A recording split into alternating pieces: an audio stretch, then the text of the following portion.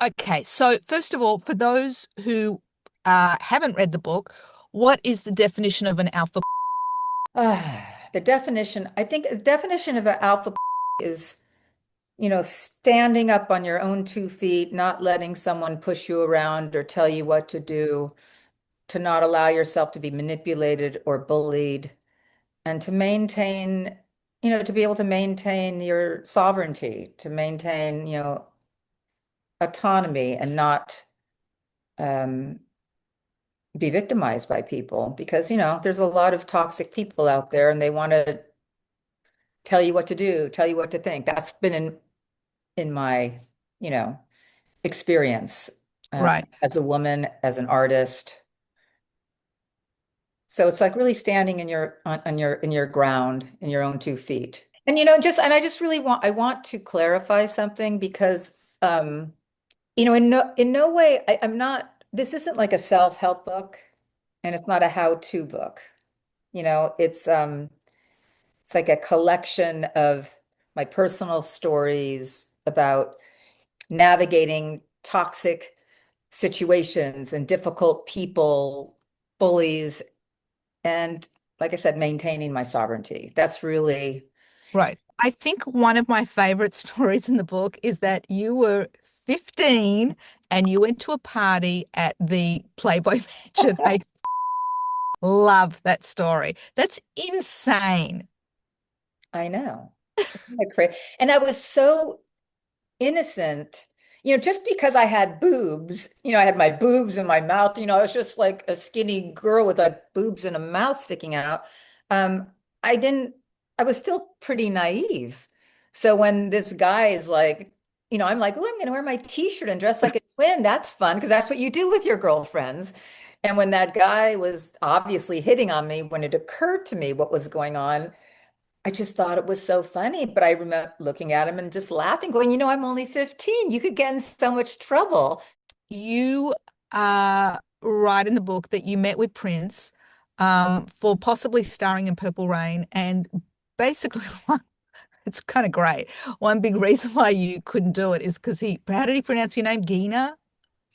Yeah, he's like, I think I'm going to call you Gina. And I was like, Gina Gershon? He's like, no, just Gina. And in my head, I kept thinking, I don't want to be called Gina for the rest of my life.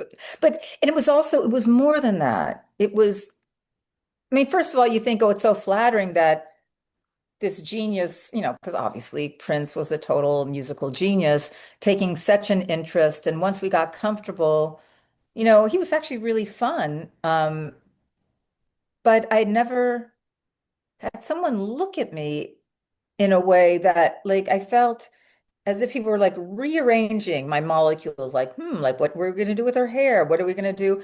Which, I didn't like that. I felt very uncomfortable with it. Right, right. Um, Now you do spend obviously I'd say probably for me, I mean I know you've done a ton of stuff, but Showgirls and Bound for me are my two favorite. But you say that you had a really difficult time with Paul Verhoeven, the director, that he bullied you basically. It's a tricky thing because I really like Paul. I think he's really smart. I was really thankful that he gave me this big break with a part that I thought was like, ooh, this is going to be really, really fun. Um, I think Paul famously has conflict with an actor on the set, you know. Right. Um, you read the famous stories with Michael Douglas or Sharon or, whoever, I guess, lucky me. Um, let's just say I had very I I had a very different idea of what that movie was walking into it. It's almost like as I kept thinking, ooh, it's dark, Dutch films. This is gonna be so intense. Ooh. Um, and yet when I walked on the set, it was clearly a completely different film that I imagined in my head. I've heard so many stories like that.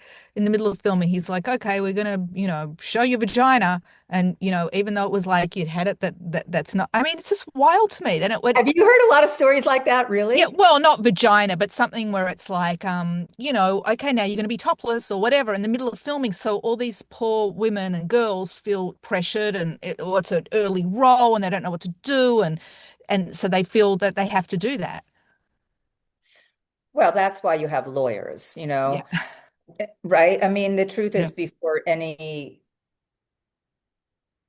scene that has nudity or sex, you know, that's why you have hopefully lawyers that the language is very clear. Even in that earlier story when they're shooting my ass, it was like it's 30% on a so you feel like, okay, in my brain, I'm thinking, you don't have to do that because it's not in your contract. Um, and yet I didn't want another fight, but I wanted to, and it's like, well, why are we doing this? Listen, I'm an actress. I'm game for anything if it really makes sense for my character or the story. But the answers he gave me didn't really didn't really seem like that great of answers. right, And I just went into that out crazy the crazy story, which was a gamble, which was a risk, but like my instincts just took me there before it was a bluff. And right.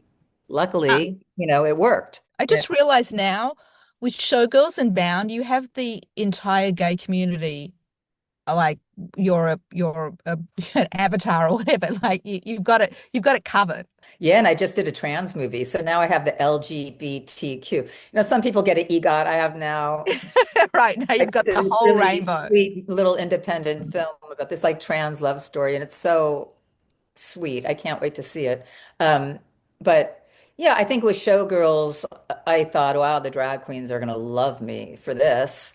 Right. I And guess they did and and the do. gay community, and then with Bound, the lesbian community really embraced it because they'd never really been represented that way before. Yeah, And it was a big deal. And I feel really proud about that when people come up and, they're like, you really helped, that movie helped me come, right. it helped me realize things. That was icing on the cake. And you have this whole other career as a musician playing the Jews harp, which I don't think many people even know what it is and think it's like a goof, like, oh, because you're Jewish, like, yeah, that's a Jew's, like, whatever. Like, it just sounds like a goof. I call it the Jew's harp, but it's also called the Jaws harp. It's also called the mouth harp. It depends what part of the world you are in. Uh, Right. I just thought it was funny. It's like it's the chosen instrument. I mean, I started playing when I was 6 or 7 years old. Yeah, I'm bringing back the Jew's harp. I'm giving it real importance and the status it deserves. Right. And you do you want to set the rumor straight whether you are dating Bowen or not? Like, we need to know. I wish I were dating Bowen. I love him so much. I mean, it's just fabulous, I love that whole scenario. The cutest. I Yeah. am. I'm in love with him. I just adore him. He's a Yeah. wonderful guy.